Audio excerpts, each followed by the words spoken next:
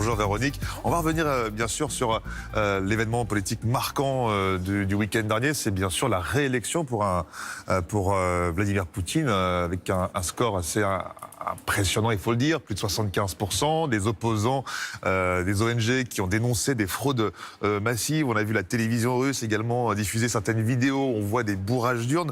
Alors le mot que l'on puisse dire, c'est que concernant justement l'Europe, les États membres de l'Union européenne ont félicité Vladimir Poutine du bout des lèvres.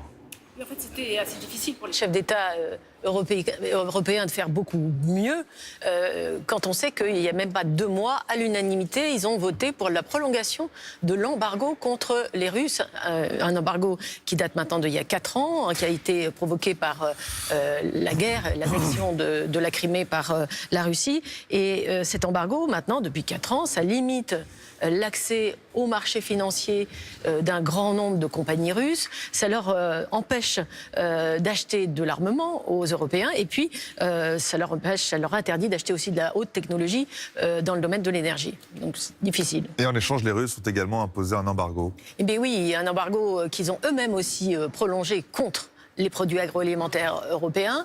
Ils ont prolongé non pas de 6 mois comme nous on va de 6 mois en 6 mois, mais eux c'est carrément jusqu'à la fin de l'année 2018. C'est assez énervant pour les Européens et ça a surtout fait beaucoup souffrir les agriculteurs européens, en particulier au nord de l'Europe, par exemple les Finlandais qui vendaient énormément de lait aux Russes. Alors Véronique, on est amis finalement ou ennemis avec les Russes ? Eh bien, écoutez, c'est difficile de le savoir et pour répondre à cette question, j'ai préféré demander à Arnaud Danjean, qui est un député européen français et qui est un grand spécialiste de tout ce qui est défense européenne et accessoirement de défense française et qui répond. On va l'écouter. Il y a une gradation dans les termes. Vous savez que dans les questions stratégiques, chaque terme a son importance. Donc la Russie n'est pas considérée comme un ennemi. L'ennemi, c'est vraiment quelqu'un qui vous agresse ouvertement et qui se déclare en tant que tel. La Russie peut être un risque. Elle peut être une menace, ce qui est un peu plus important que le risque. Fait, on voit l'Ukraine, la Crimée. De fait, pour un certain nombre de pays européens, singulièrement les pays du Nord, les pays baltes qui sont en première ligne, la Russie est redevenue, après la Géorgie en 2008 et après surtout l'Ukraine en 2014, est redevenue la menace prioritaire. Véronique, on sent pourtant monter une tension entre les Russes et les Européens, qu'ils appartiennent ou non à l'OTAN.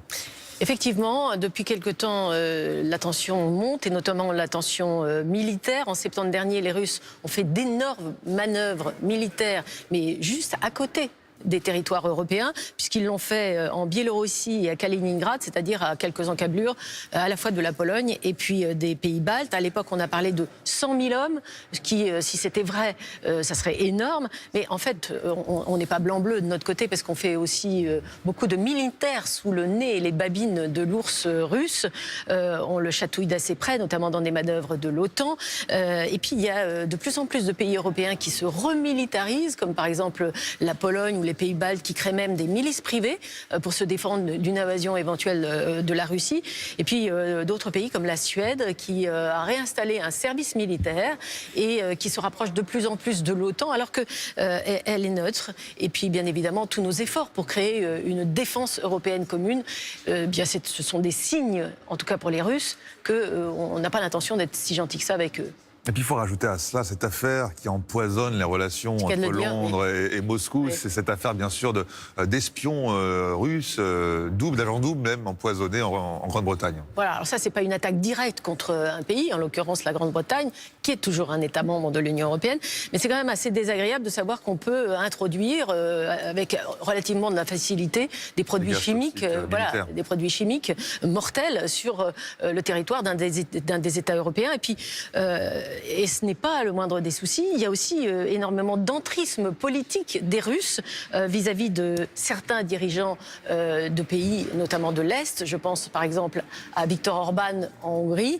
Et puis, dernier point, durant les périodes électorales dans nos pays européens, il semble que les trolls de Saint-Pétersbourg, pense que vous en avez entendu parler, se déchaîne en lançant des fausses rumeurs contre certains candidats. On l'a vu en France, mais on l'a vu aussi récemment en Italie. Bref, donc les rapports entre les Russes et les pays de l'Union européenne n'ont jamais été aussi tendus depuis la chute du mur de Berlin en 1989. Et donc on voit combien c'est difficile de féliciter Vladimir Poutine quand on est un Européen de l'Ouest, même de l'Est. Merci beaucoup, Véronique. Vous avez un livre à nous présenter.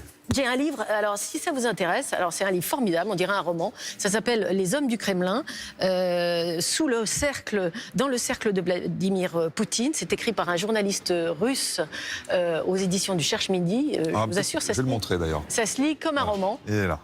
Et voilà, aux éditions du Cherche Midi, dans le cercle de Vladimir Poutine. Voilà. Merci beaucoup. Bah, du coup, je vais le lire. Merci beaucoup, Vladimir Poutine. Merci beaucoup, Véronique Auger, pour la chronique.